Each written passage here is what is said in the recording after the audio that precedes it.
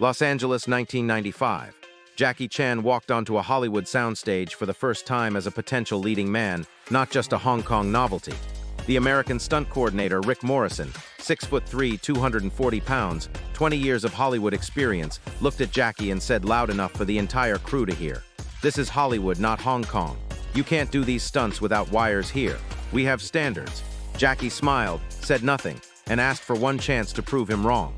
What happened in the next 20 minutes would make Rick Morrison question everything he thought he knew about stunt work. Jackie had been trying to break into Hollywood for years. He'd had small roles, minor parts, but never the lead. American studios saw him as a curiosity, a Hong Kong action star who did his own stunts. Impressive, but not leading man material. Then Rumble in the Bronx became an unexpected hit. Suddenly, Hollywood was interested. New Line Cinema wanted Jackie for a big-budget action comedy. Real American production, real Hollywood crew, real money. But Hollywood had rules, union regulations, safety protocols, insurance requirements, things Hong Kong films ignored completely. The pre-production meeting was Jackie's first introduction to how different Hollywood would be. Rick Morrison ran the stunt department. He was a legend in American action films, coordinated stunts for Schwarzenegger, Stallone, Willis. He knew his craft, and he knew Hong Kong stunts were reckless, dangerous, and would never fly in America. The director showed Rick footage of Jackie's Hong Kong work, the ladder fight from Police Story, the building slide, the glass fall. Rick watched with increasing horror. "This is insane," Rick said. "Half of this would get you arrested in California. The other half would bankrupt us in insurance claims." "But it looks real," the director argued. "That's what makes Jackie special. It looks real because it is real. And that's the problem. We can't do real in Hollywood. We do safe that looks real. That's the whole job." Jackie sat quietly through this discussion. He understood the concern. American films had different standards, but he also knew, if he couldn't do his stunts his way, he was just another martial arts actor. The stunts were what made him Jackie Chan. The director turned to Jackie. "Can you work within Hollywood safety standards?" Before Jackie could answer, Rick cut in. "Let me be clear. In Hollywood, we use wires. We use pads. We use CGI. We make it look dangerous without actually being dangerous. That's professional stunt work." He looked at Jackie directly. "I've seen your films. You do everything for real. No wires, no safety. Just whatever crazy thing you think of. That's not bravery, that's stupidity. And it won't work here." The room went quiet. It wasn't just criticism. It was dismissal. Rick was saying Jackie's entire approach was amateur hour. Jackie's English wasn't perfect, but he understood every word. He also understood the subtext. Hollywood thought Hong Kong filmmaking was primitive, reckless, unprofessional. "Can I show you something?" Jackie asked quietly. "Show me what?" Rick said. "Show you how I work. Give me one chance. If you still think I need wires after, I use wires. No problem."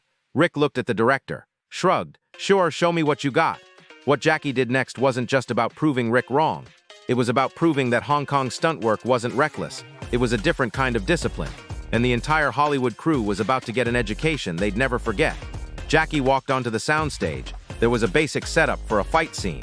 Tables, chairs, a second-story platform with a ladder, some breakaway props. "What do you want me to do?" Rick asked. "Just watch," Jackie said, "and time me." Jackie looked at the set for 30 seconds, walked around it, touched the furniture, tested the ladder. Then he turned to Rick. "I will do a fight scene. No rehearsal, no wires, no pads except what you already have. One take.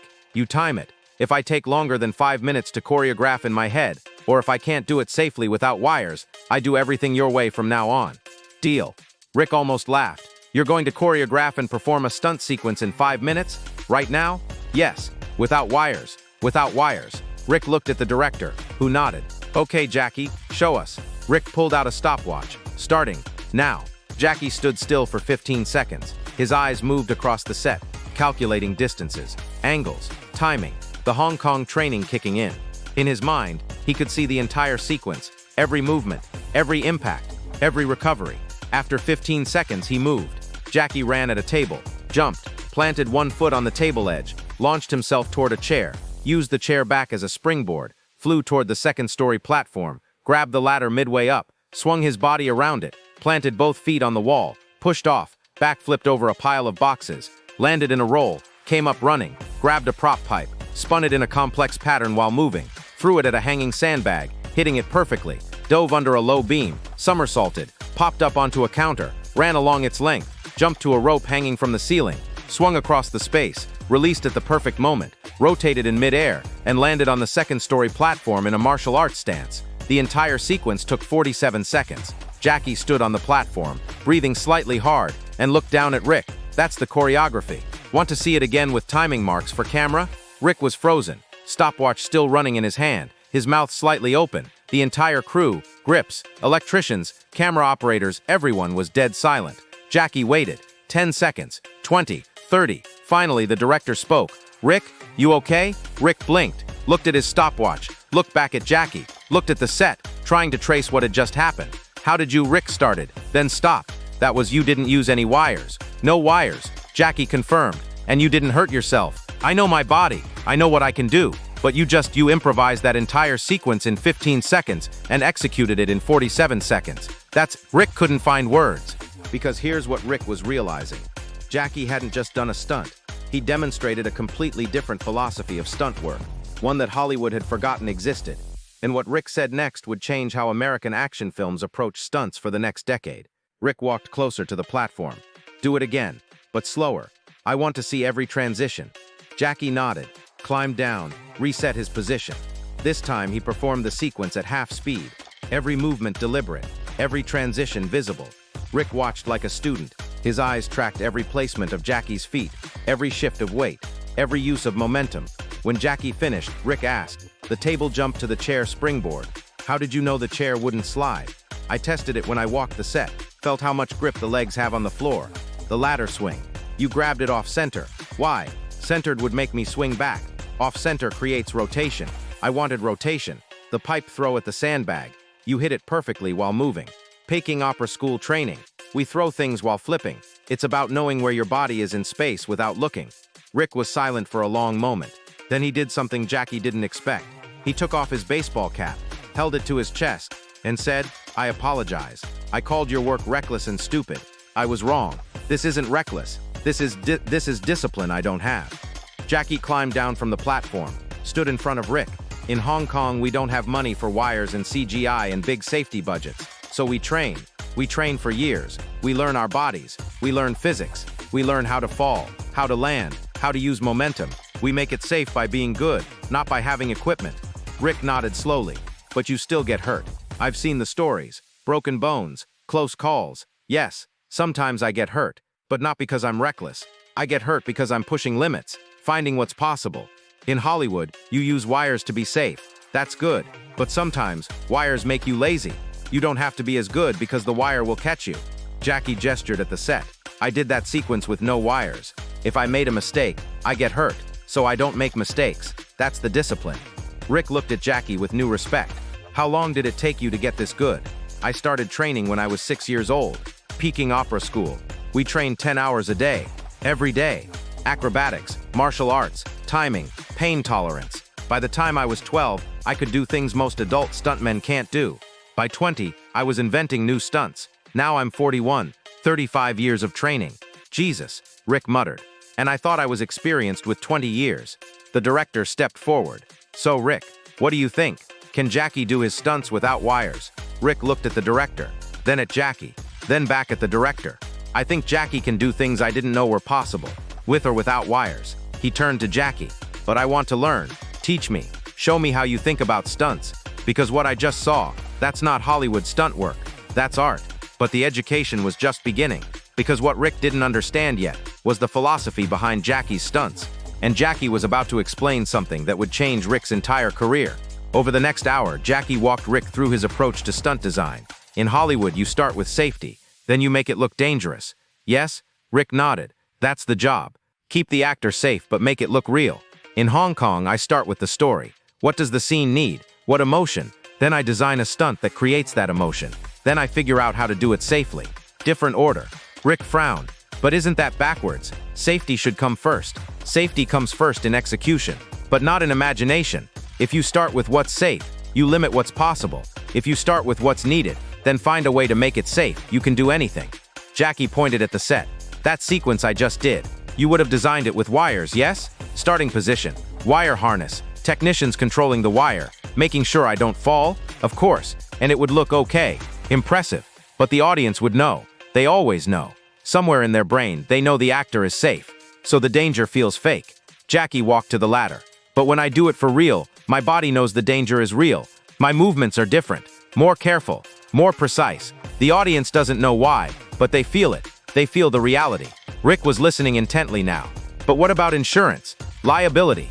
If you get hurt, production shuts down. That costs millions. I understand, Jackie said. Hollywood has different economics, but there's a middle way.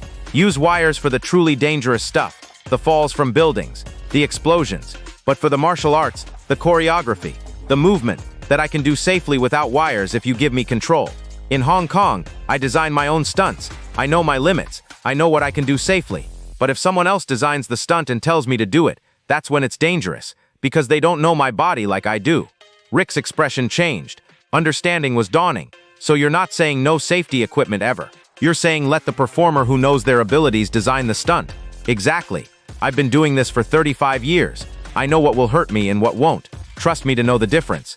Rick sat down on a prop box. He was quiet for a long time. The crew had gone back to work, giving them space. Finally, Rick spoke. When you walked in here today, I saw a Hong Kong actor who does crazy stunts. I thought you were going to be difficult, reckless, dangerous to work with. He looked at Jackie. But you're not reckless. You're actually more disciplined than anyone I've worked with. You just have a different method. Different method. Jackie agreed. Not better or worse, just different. Can I ask you something? Rick said. Why do you do your own stunts? You're a star now. You could use a double. Stay safe. Make more movies. Jackie sat down next to Rick. You know Bruce Lee? Of course. Bruce Lee was a great martial artist. But in his movies, you see his face for the fighting. Then wide shots with stunt doubles for the dangerous parts. The audience notices. The connection breaks. When I do every stunt myself, the audience sees my face in every shot. They know it's really me.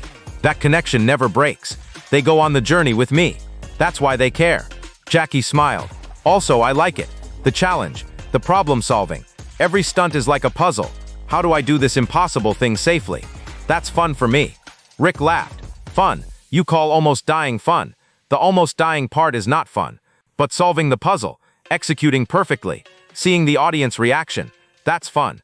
20 minutes had passed since Jackie's demonstration. Rick had gone from dismissive to respectful to genuinely curious. But there was still one question he needed to ask, and Jackie's answer would explain everything about why he'd become a legend. Jackie, can I ask you something personal?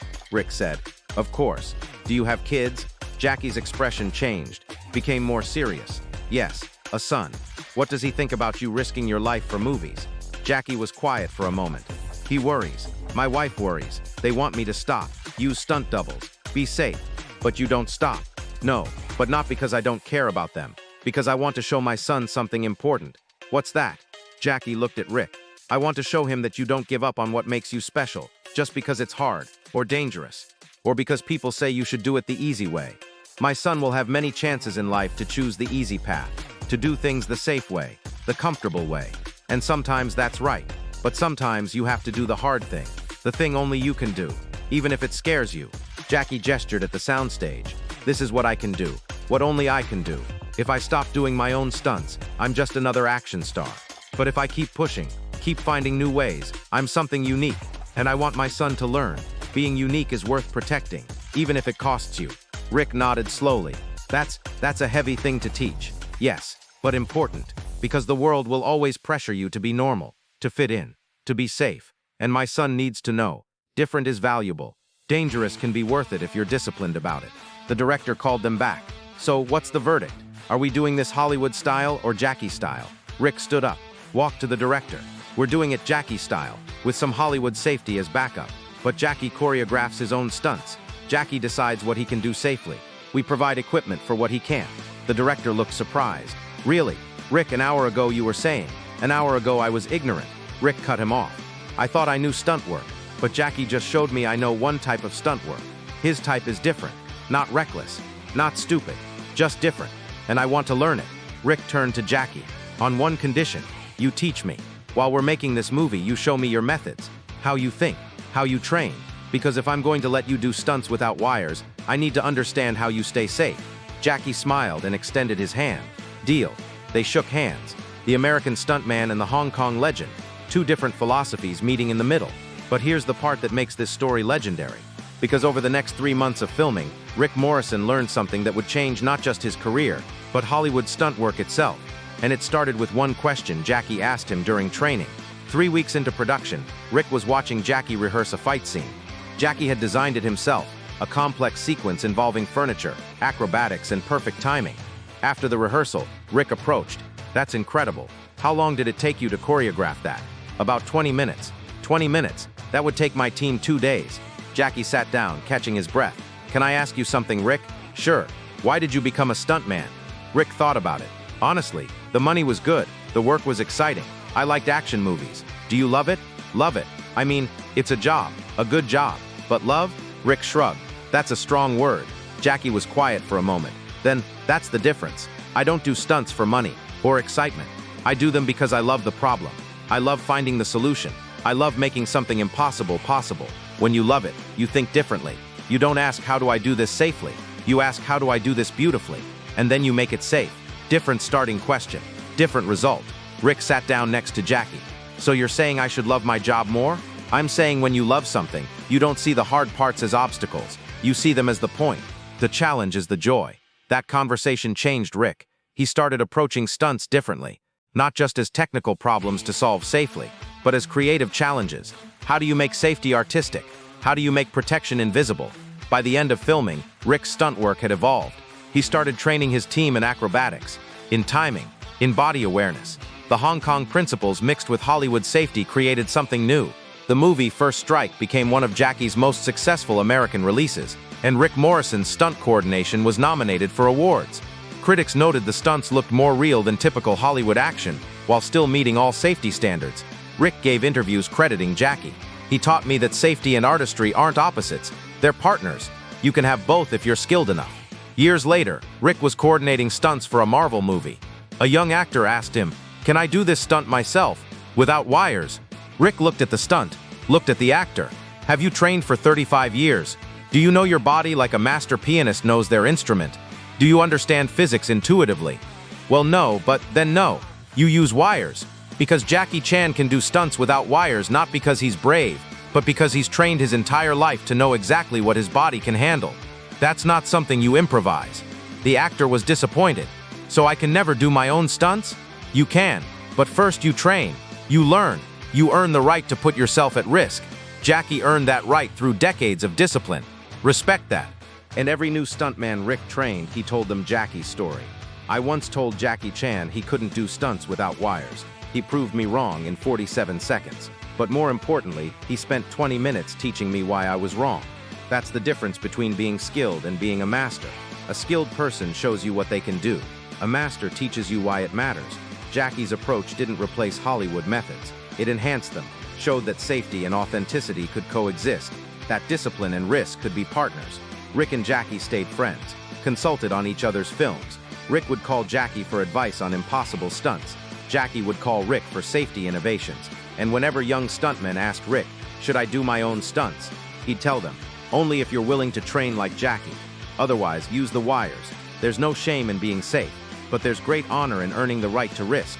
The Hollywood stuntman had said Jackie couldn't do it without wires. Jackie proved him wrong in less than a minute. But what made it legendary wasn't the proof, it was what came after. The mutual respect, the learning, the evolution of an entire industry's approach to action. That's what 20 minutes of silence can create. Not just shock, but transformation.